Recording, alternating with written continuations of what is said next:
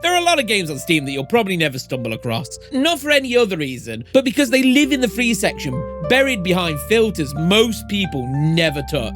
So I went into the free fantasy tab and dug around. Today we've got a game about a waterbender, a really good time, and honestly one of the best RPGs I've played in a long time. Let's see what this category has to offer. Jivana is an interesting game. Embody Alis, a water priestess who uses her powers to open the path for her community.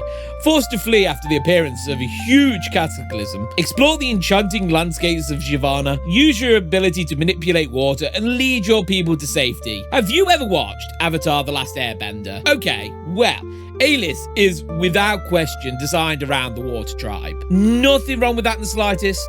It's just something we need to mention now because if we don't, it'll gnaw at you the longer this segment goes on. Now, I haven't played the Avatar games personally, but this is the best gameplay of the series I've experienced. The controls are simple to get used to. As a waterbender, Alis can use water to magically grow plants. Why does that work? Who knows? There's no time to think too hard on it. The evil of the darkness is on its way. You can ride on water, Prince of Persia wall run on waterfalls, and just enjoy the scenery. The game is beautiful, without question. Look at these scenes. A lot of love and labour went into crafting this. The screenshots were what drew me to choose this for the list. The biggest issue with this game is the story. There's not enough of it.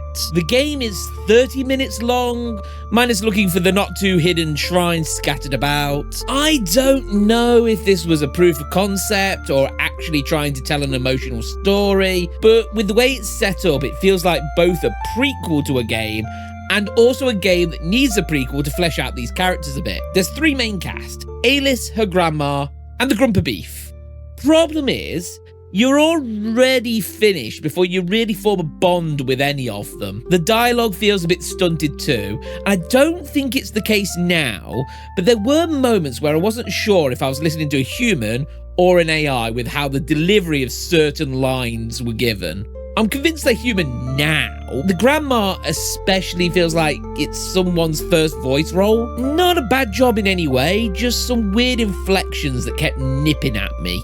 Alma trusts the goddess, and I trust Alma. And you. Terrible plan. You should never trust me with your life. Guys, chat, very important. If you're going to trust anyone with your life, don't let it be me. I will betray you. Without a second's hesitation. I see. This road is not easy for sure, but the others can count on us to help them. It's just tiny things that make me think it's AR. Just tiny things like, can confirm. With the voice acting, right, it feels like it shouldn't be AI. It feels like it definitely should be like a normal voice, but then it's small things like the way she said for sure. It felt like there was like a too big a pause for a natural speaking voice. The road is not easy for sure. But to be fair, the highlight of this game is the gameplay and the graphics. The plant growing system uses your mouse, and so does the looking around. But when you get past that part, it's such a good flowing puzzle game. The final section in particular is phenomenal. The story beats they set up would have been perfect in a full game. The mix of gameplay and gorgeous cinematics makes me think that this was the bit they built the game for. But, and this is a big but, they leave the game on a cliffhanger. Remember when I said this felt like a prequel? Yeah, they set the stage so perfectly, and then it just ends. Which is sad because nothing has been said on this game since its release 3 years ago. I really hope the team who developed it will come back together to give us a full experience. I want to know where the storm came from. I want to see Alis learn waterbending. I want to see where this story goes. It's really hard to recommend something that leaves on a cliffhanger without any future in sight, even if you absolutely loved what you got so far. Mind you, this is free, only 30 minutes, and the publisher has a whole load of other free games to check out. So why not? Go check out this stunning little gem in the description below. I walked into Wizzerd Quest expecting a meme game. I walked out thoroughly entertained. Okay, this was the staircase I was talking about.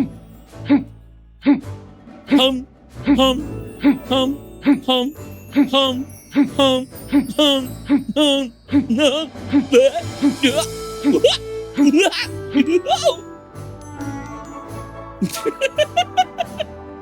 Welcome to ASMR with Walrus.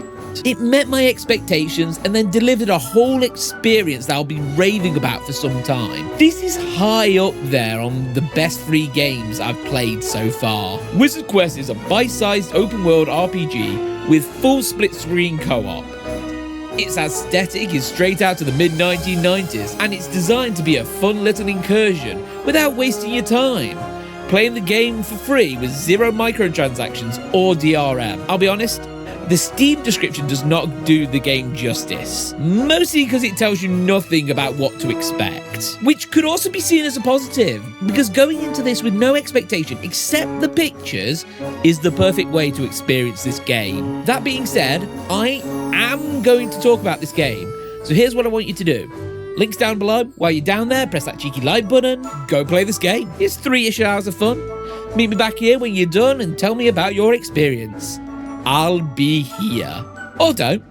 And let the video continue on. I'm not your mum. Okay, so story-wise, you are self-named guy El Walro Diabo. The name couldn't fit, so we settled with Walro. You've been sent by the Emperor to find out why the capital of this island has been locked off, with a team that I'm guessing are meant to be the best of the best. Alas, your boat crashes, leaving you and this man as the sole survivor. You got a lot of guts coming here, after what you pulled.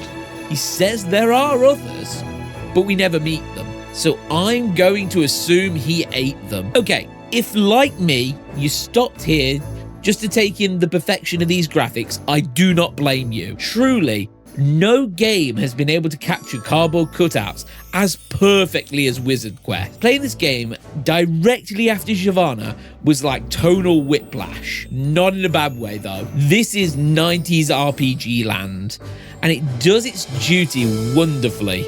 So a quick tangent, but I love FMV games. I would love to make one if I didn't have my body dysmorphia. Instead, you'll have to settle for the WellPlayedWalrus visual novel that nobody asked for. FMVs are normally schlocky and just like B-movies. They need to be really, to deal with the fact that there are dialogue options and gameplay. A Dead of Night is the only game I will flat out refuse to revisit because it's terrifying on a deep personal level and super frustrating at times. It is incredibly schlocky though, and I would recommend playing it, but bring a guide with you. But back to Wizzerd Quest. The game is one step away from FMV, with characters that I fell in love with immediately. Jesus Christ, I just read the line there.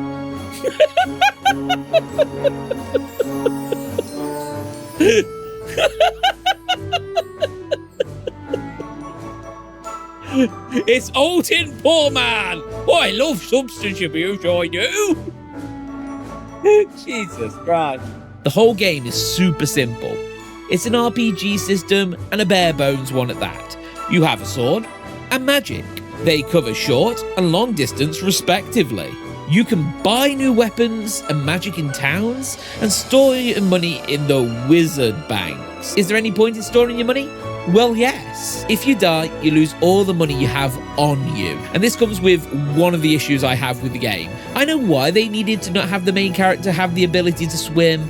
It was game limitations and all that. But damn it if they couldn't have had a recovery option. There are small parkour sections where you fall to your death easily because there's no looking up and down in this game to adjust yourself. Also, some puddles you can walk through, like the one at the beginning of the game, while others you are just instantly dead. What is the only thing I'd change in the game?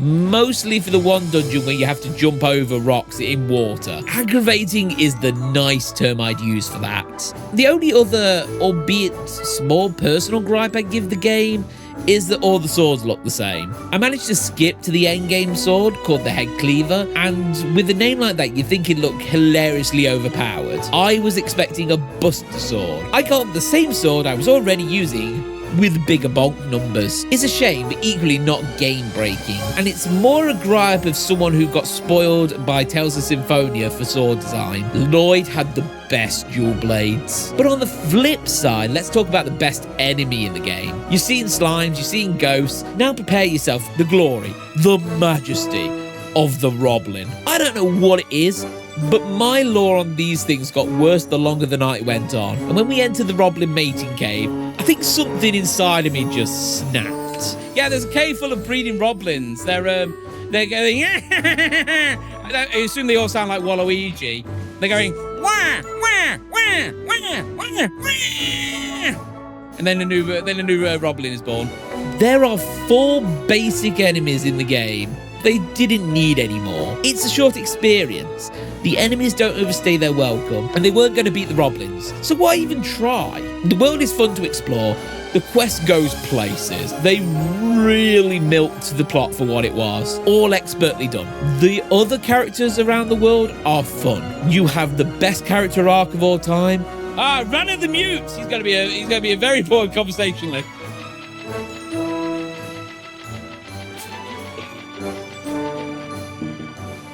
What part of the Mute don't you want?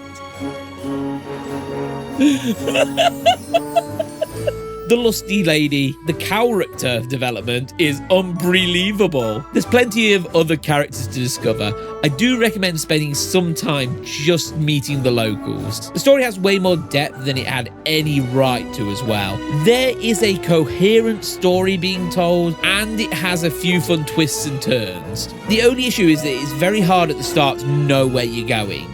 But once you start the adventure, the mission briefings will keep you on the path. A little spoiler here, pop over to the timestamp if you don't want to be spoiled. Okay, it turns out the wizards whizzed too hard and summoned this beast who basically destroyed the capital. In their last act of defiance, they sealed off the city, which is a bit weird because if the city is sealed, why are the guards guarding the gate? And if everyone in the city is dead, who's paying the guards to do so? Maybe Blobzilla over here is just a fat cat company CEO and is paying the guards. Still, doesn't explain why they need to kill our homeless friend. Not like they were going to break the seal till I appear with the magic key. So our friend, who is stuck in a cow suit because he takes his furry business to the next level, tells us to undo the seal, get a god-killing blade, which once again, cool name, could have used a cool model to go with it.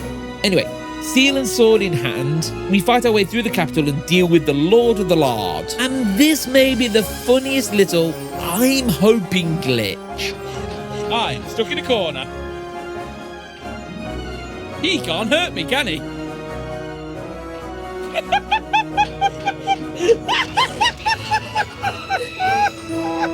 That's right. The boss was so big, I didn't leave his tum-tum. And as a result, he couldn't hurt me after the first strike. I was in hysterics at the anti-climax of this ending. We get on the boat, but not before we learn that the junkie has decided to go clean after he confused the very real army of dread and destruction with a bad hallucination. Well, we'll take our victories where we can get them. Okay, spoilers over. Wizzerd Quest wowed me with the polish it had. It was a full experience. I paid money for less complete experiences. Sure, it's lacking in variety. There are 4 swords, 3 magic attacks, 4 enemies, 2 bosses in a 3-hour experience. But I do believe that it's an experience worth investing in. I walked away genuinely happy that I picked this game up. There's a sequel on the way, which the first few seconds of the trailer showed me FMV footage. The rest of the trailer looked good too. I can't wait to play it. Play the original, wishlist the sequel, and just have a blast in this little fantasy adventure. 5 out of 5 dancing Roblins. But let's talk about dwarfs. They're small, beefy boys, well known for venturing a bit too deep. In cave crawlers, you can have a team of 10 friends to see how deep you can dig. Well, maybe not dig, but, you know, dwarfs. The rise of roguelikes have been a blessing and a curse, really. You get some gems, and others just trying to use it as an excuse to loot box the hell out of your experience. Cave Crawlers falls on the line of good. You can buy cosmetics, and without them, all your dwarves are going to look the same. but it's entirely optional and doesn't change the core experience if you haven't. I just wish you could change your shirt colour. So, what is this game? Well, it's roguelike. I just said that. It's a simple little game with no story. You are a dwarf and you are digging a hole. Diggy hole. Unfortunately, we aren't actually diggy hole, but what can you do? There's no real goal other than to go deeper, which, let's be honest, always works out in fantasy. So it's you, however many friends you can rope into downloading a free game, and a gaggle of fantasy monsters. What's not to love? I've played a few rounds with friends. Unfortunately, due to issues with recording that day, you won't be seeing my various attempts to get the pacifist achievement. It was hilarious how quickly the game attempts to kill you when your goal is to get to floor 10 without killing anything. You are armed with a torch, which you need to keep fueled lest the darkness take your screen and you find your way to the nearest spike pit. You also have the mark of a true dwarf, the pickaxe, as weak a starting weapon as you'd expect. You also get skill points to fit into this monster of a skill tree. Look at it, fear it. God has died and left us with this UI nightmare. To sum it up, there is a branch for each weapon type. I gave up trying to understand what it was I was trying to unlock and why. It hurt my eyes, and honestly, when playing with friends, I'm not sitting there trying to work out how much percentage bonus I'm getting if the first minute Zog is out when I hit something with a hammer. I've never been much of a deep strategy guy. My plan was simple: save the points until I get my first weapon, then just dump them all in the weapon skill tree as far as it could go. It's a great strategy if the treasure chests choose to play along. I went 3 levels down once before it chose to give me something to use. Every 5 levels, I assume the best I've done so far is level 9. Lets you do a skill reset if you can survive this room of pain and death. So if you pick up something better along the way, you don't need to worry that you've gone down the wrong path. We think every 10th floor is a boss, but hadn't got that far in the 2 hours we were messing about. All we know is that if you die, you can respawn after your group beats the boss, which could be a lot of waiting if you fall into an instant death spike pit on floor 2. There really should be another way to respawn. Well, death is permanent. Walrus is gone forever, lost to the mines, but his legacy will live on as your creative descendant, Walrus, and 3rus, 4rus, 5rus, and let's not forget 66rus. He was always my favourite. There are permanent upgrades you get for levelling up in the main menu, as is the law of roguelikes, so their sacrifices need not be in vain. You also get a new task as you level up. Some of them are simple, kill X enemies. Some are RNG heavy, like the one I got to get a pole arm and a bow from a chest. Still haven't seen a bow and arrow. Achievements also count as perks you can use in the game, meaning that being an achievement hunter has benefits in this kind of experience. If you want to keep your dwarf, you can extract him at the campfire at the beginning of the level, but he will be locked to that level next time you go back in. At least it said so. I'll be honest, my dwarves had the survivability of a dinosaur looking up in the sky and asking what that thing flying towards it was. It's a bit rough around the edges, but good fun. The combat is fun, but the age-old strategy of walk backwards and never get hit is a recurring theme in these free games. I'd love to experience the chaos of 10 people, but equally I'd hate to try and get something useful from a chest or try any of the parkour sections with that many people. One day I'll create a group of streamers to play these games with. A walrus can dream of a more cooperative time zone. Crate Crawlers is a silly little co-op game, and that's all it needs to be. It's fun, combat's simple, and the loot chests are nice. It's got all the makings of a fun with friends kind of game. It's not perfect. Gods, I hate parkour, especially when you're running from bats for an achievement. It's clunky, but for a grand price of $0, I think you can excuse some of that. Much like that like and subscribe button, the link for the game is down below. Don't forget to check them all out. Let's talk about what constitutes fantasy, because personally, I'm not sure this next game applies. In a peaceful, rhythmic city run by music beats, lives a cat who is fed up with his owner, constantly annoying him, and decides to run away from home, starting a revolution to take over the city.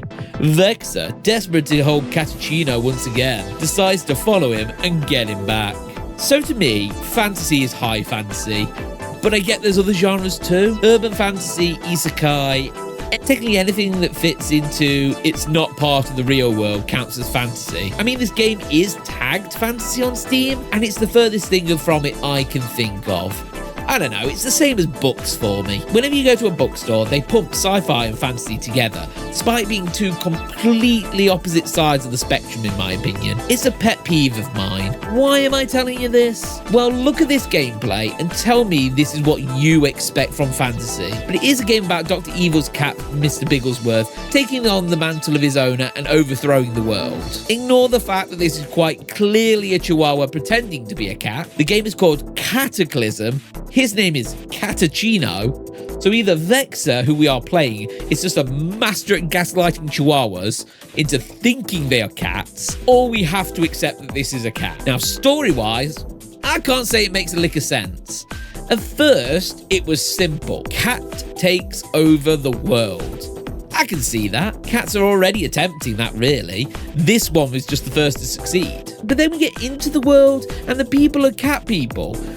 Which brings up two very interesting points. Why the heck are we keeping something that can quite clearly live as a human would as a pet? And also, where are the humans? Vexer is the only human in this world.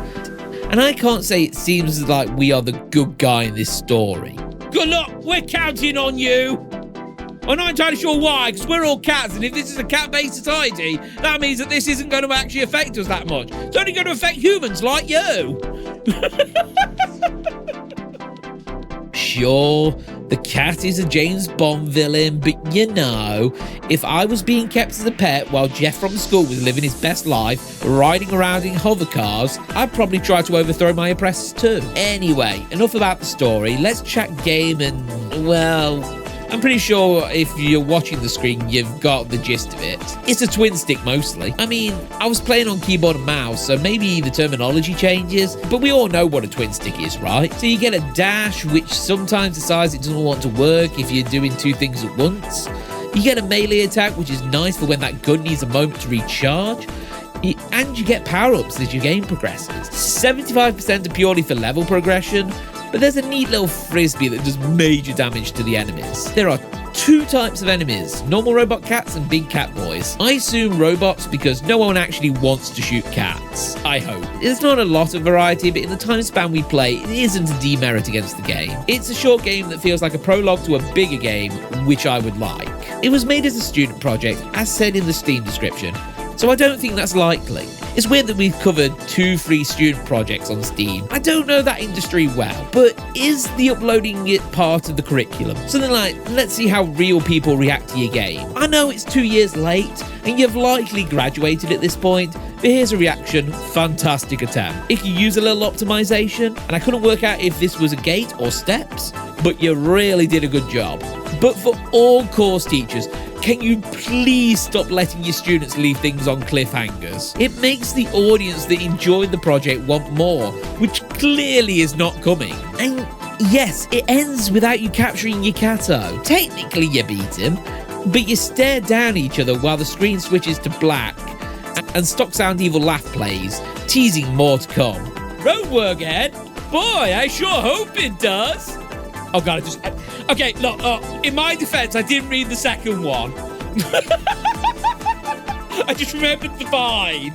Cat-aclysm is a well-crafted, if a little story-broken game. It's absolutely beautiful with great art and stylized cities that all mesh together well. It's short, 30 minutes to an hour long, not overly challenging, and just a nice free experience if you want to play something simple. Check it out on Steam today. And while we're speaking of out there stories, you seen Cars? Maybe not. But surely you've seen the masterpiece of Cars 2. Now, imagine the Cars universe, but post-apocalyptic. It's actually not that difficult if Pixar theory is to be believed. But between Cars and WALL-E, we can slap in Wheelborn. Society has collapsed with the emergence of the Dark One. For the low, low price of your friends' lives and your sanity, he will give you power, turning you into a mad beast. In an attempt to save the world, the only car who was given the power of the opposable thumbs raises a new hero from egg, which is also a wheel. We will get back to that. You are that hero.